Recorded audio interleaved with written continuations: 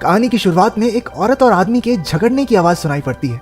उनकी बेटी भी वहीं डाइनिंग टेबल पर बैठी थी। वो औरत गुस्से में वहां से निकल गई। बच्ची ने अपनी माँ को पुकारते हुए जाने से रोका, लेकिन वो नहीं रुकी। वो बच्ची अब बड़ी हो चुकी है और उसका नाम है कोडी। वो आज फिर से उसी डाइनिंग टेबल पर बैठी थी। उसके पिता शेन, सौतेली माँ एना और उनका बेटा टेट भी वहाँ मौजूद थे। डिनर के दौरान उनके बीच थैंक्सगिविंग नाम के एक अमेरिकन त्योहार की पार्टी रखने के बारे में चर्चा शुरू हो गई। कोडी को एना का ये आइडिया बिल्कुल पसंद नहीं आया और उसने कहा कि अगर मेरी मानो तो रहने दो। एना और कोडी के बीच बहसबाजी बढ़ने लगी तो शेन ने बात घुमाते हुए अपने बेटे टेट को एक विश मांगने के लिए कहा। उसने बताया कि अगर वो बड़ा टुकड़ा तोड़ लेगा तो उसकी इच्छा जरूर पूरी होगी। उसने कोडी को भी विश मांगने के लिए कहा। कोडी ने मांगा कि एना की पार्टी बर्बाद हो जाए और वो बड़ा टुकड़ा उसी के हाथ लगा। उस रात कोडी अपने कमरे में थी जब उसे घर के दूसरे कोने से खटखटाने की आवाज सुनाई दी। उसने टेट के कमरे में जाकर देखा कि वो छुपा हुआ था। कोडी ने उसे प्यार से ढूंढा और सोने के लिए बिस्तर में लेटा दिया। उसके जाने से पहले टेट ने कहा कि उसने डिनर टेबल पर मांगा था कि उसकी बहन की हर इच्छा पूरी हो जाए। अगले दिन एना ने घर पर कुछ दोस्तों को बुला रखा था। जब सबने उससे थैंक्सगिविंग पार्टी के बारे में पूछा तो पता चला कि उसने 2 प्रचारकों का इंतजाम कर लिया है जो ईसाइयों की सबसे पहली थैंक्सगिविंग जैसा ही खाना, सजावट और माहौल तैयार करेंगे। उधर कोडी किचन में गई जहाँ उससे गलती से कॉफी का बर्तन जमीन पर गिर गया।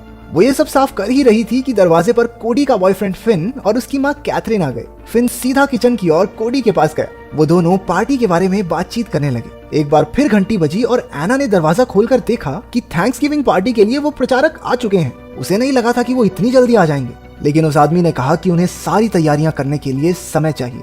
एना ने भी इस बारे में ज्यादा ना सोचते हुए उन्हें अंदर बुला लिया। उन्होंने अपना नाम ईथन और पेशेंस बताया। कोडी उनसे मिलने गई तो ईथन उसके हाथ पर किस करने लगा, लेकिन तभी कोडी ने झट से अपना हाथ पीछे खींच लिया। उसकी इस हरकत से वो ज्यादा खुश नहीं हुआ, लेकिन कहने लगा कि उसे खुशी है कि आने वाले कुछ दिनों में वो कोडी को करीब से जान सकेगा। एना ने कैथरीन से कहा कि पेशेंस उसके साथ रहकर थैंक्सगिविंग डिनर बनाने में उसकी मदद करेगी। कैथरीन थोड़ा झिझक रही थी, लेकिन आखिरकार मान गई। रात को कोडी अपनी खिड़की से बाहर देख रही थी, तभी अचानक फिन ने बाहर से उसका हाथ पकड़ लिया। वो दोनों बेड पर लेटकर उन प्रचारकों के बारे में बात कर रहे थे जब कोडी ने बताया कि उसे ईथन कुछ ठीक सा नहीं लगता। फिन उसे शांत करते हुए उसके नजदीक आया, लेकिन तभी कोडी को ऊपर वाले कमरे से आती कुछ आवाजें सुनाई दी। वो टेट के कमरे की तरफ गई। उसने देखा कि ईथन टेट को कहानी सुना रहा है। कोडी उसे वहाँ टेट के साथ अकेला देखकर गुस्सा हो गई और उसे कमरे से बाहर भेज दिया। जाते हुए उसने बड़े अजीब तरीके से कोडी से कहा कि वो उसकी माँ के बारे में जानता है। उसका भी एक परिवार था जिसे उसने खो दिया, इसलिए अब वो दूसरों को अपने परिवार की अहमियत का एहसास करवाता है।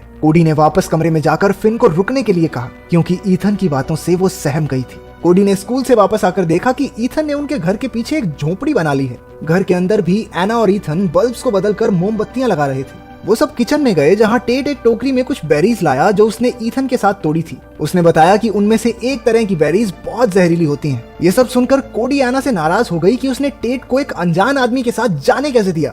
इस बदतमीजी के लिए उसने कोडी का फोन जब्त कर लिया और कहा कि वो बाद में उसका लैपटॉप भी ले लेगी। बाद में टेट एक घायल कौवे की मदद कर रहा था जब ईथन उसके पास आया। उसने टेट की दया भावना की तारीफ की और इनाम के तौर पर एक टॉफी भी दी, लेकिन उसके वहां से जाते ही ईथन ने उस कौवे को अपने पैर से कुचलकर मार दिया। दूसरी तरफ जब फिन अपने घर वापस लौटा तो उसे कुछ अजीब चीजें सुनाई देने लगी। उधर कोडी को भी अपने घर में एक बच्चे की वहशियत भरी हंसी सुनाई दे रही थी। अपनी माँ को ढूंढता हुआ फिन ऊपर वाले कमरे में गया तो उसने देखा कि पेशेंस कुछ कूट रही है। उसके हाथ खून से सने थे, आसपास की चीजों का कोई ध्यान नहीं था। वो बुरी तरह से डर गया। कमरे से बाहर निकला तो उसे एक औरत जमीन पर पड़ी हुई मिली। उसने उसे पलट कर देखा तो उसकी माँ का बेजान खून में लिपटा चेहरा उसके सामने आया। फिन घर से बाहर की तरफ भागा, लेकिन अचानक उसे पीछे से किसी ने पकड़ लिया। दूसरी तरफ कोडी घर पर अपने पिता को ढूंढ रही थी। उसने देखा कि वो ईथन जैसे कपड़े पहने कुछ बूढ़े लोगों के साथ स्मोकिंग कर रहा था। पता चला कि ये सब ईथन के ही दोस्त हैं। उन्होंने कोडी को वहां से बाहर भेज दिया। बाद में वो एक बुरा सपना देखती है जहां उसके पिता शेन और उसकी असली माँ झगड़ रहे थे और तभी अचानक ईथन उस पर कूद पड़ा और कहा,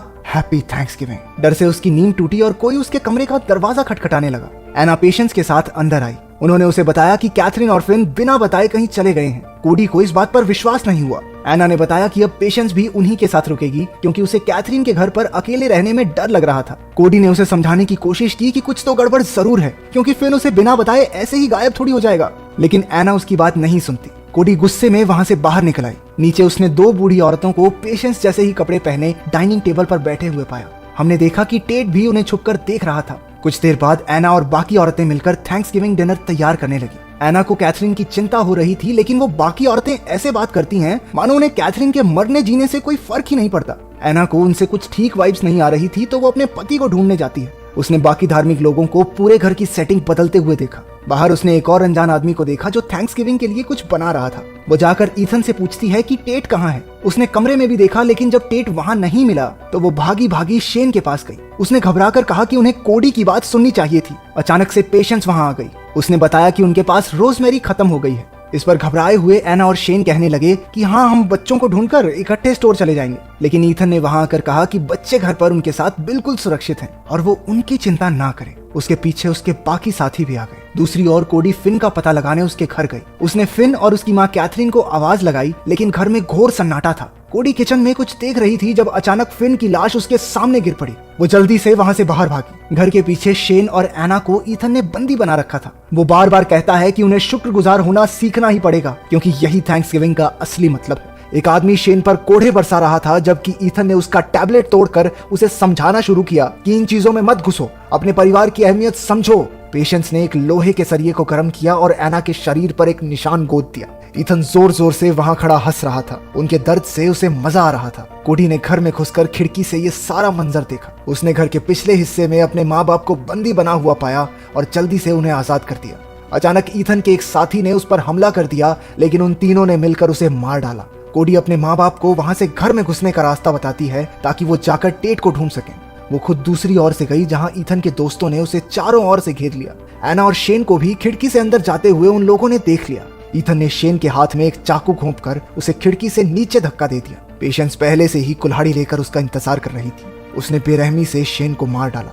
ईथन ने कोडी और एना को फिर से बंदी बना लिया था। पेशेंस ने एना को खींचकर थप्पड़ मारा और ईथन कहने लगा कि वो अपने आसपास किसी भी चीज के लिए शुक्रगुजार नहीं है। कोडी उनसे रुकने के लिए रिक्वेस्ट करने लगी। उन्होंने उसे बांधकर पानी में डुबो कर टॉर्चर करना शुरू कर दिया। एना उसे इस हालत में देखकर पूरी तरह रोने लगी। कुछ देर बाद उन्होंने उसे बाहर निकाला। कोडी के शरीर में अब बिल्कुल ताकत नहीं बची थी। ईथन ने घोषणा की कि अब दावत तैयार करने का समय आ चुका है। उन्होंने एना और कोडी को टेबल पर बैठाया और पेशेंस उन्हें काम समझाने लगी। अचानक कोडी ने टेट को छुपे हुए देख लिया और उसके हाव भाव से ईथन को भी उस पर शक हो गया, लेकिन चेक करने पर उसे वहां कोई नहीं मिला। मौका देखकर कोडी ने एक नुकीला आइस ब्रेकर पेशेंस के सर में गाड़ दिया। एना ने भी कॉर्नफ्लावर को आग की तरफ फेंक कर उनका ध्यान भटका दिया और वो दोनों वहां से भागे। पेशेंस ने अपने सर से वो आइस ब्रेकर निकाला और गुस्से में ईथन से कहा कि वो ठीक है। वहीं कोडी ने टेट को उसकी अलमारी में ढूंढ लिया। क्योंकि वो लोग उन सबको ढूंढ रहे थे, इसलिए कोडी ने टेट को फिर से छिप जाने को कहा। जैसे ही वो कमरे से निकली, उन लोगों ने उसे पकड़ लिया। माँ बेटी को फिर से पकड़कर टेबल पर बैठा दिया गया।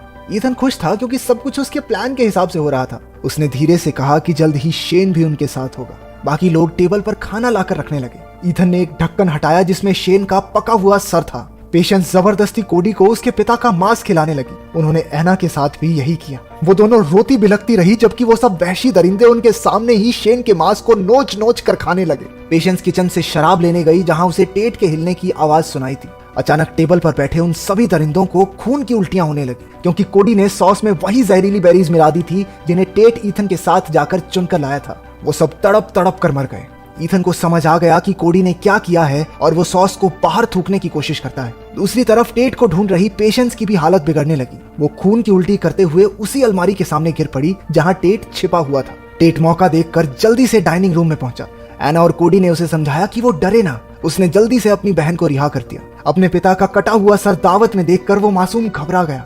इसके बाद कोडी चाकू लेकर ईथन की तरफ बढ़ी, लेकिन वो खिड़की से बाहर कूद गया। पेशेंस ने टेबल पर वापस आकर एना पर हमला कर दिया। उनके बीच जमकर लड़ाई हुई। कुछ और ना मिलने पर एना ने पेशेंस के सर पर शेन के कटे हुए सर से जोरदार वार किया। आखिरकार एना ने उसके गले में एक चाकू घोंपकर उसकी जान ले ली। कोडी ईथन का पीछा करते हुए घर के पिछले भाग में पहुंची। उसने ईथन की छाती पर एक जोरदार लात मारी। एना और टेट भी वहां पहुंच गए। उनकी मां ने ईथन की कमर में गर्म लोहे का सरिया लगाया। उसने उनके परिवार के साथ जो कुछ भी किया, उसके लिए वो उसे जोर जोर से पीटने लगी। कोडी ने वहीं पास में पड़ी कुल्हाड़ी उठाई और उसके पास जाकर पूछा कि आखिर उसने उनके साथ ऐसा क्यों किया। ईथन जोर जोर से हंसते हुए कहने लगा कि वो तो बस उन्हें अपने परिवार के लिए शुक्रगुजार होना सिखा रहा था, और फिर उसने यही विश तो मांगी थी कि एना की थैंक्सगिविंग पार्टी खराब हो जाए। आखिरकार कोडी ने कुल्हाड़ी के एक जोरदार वार से ईथन को मार डाला। ईथन के हाथ में वही लंबा टुकड़ा था जो कोडी ने विश मांगते हुए तोड़ा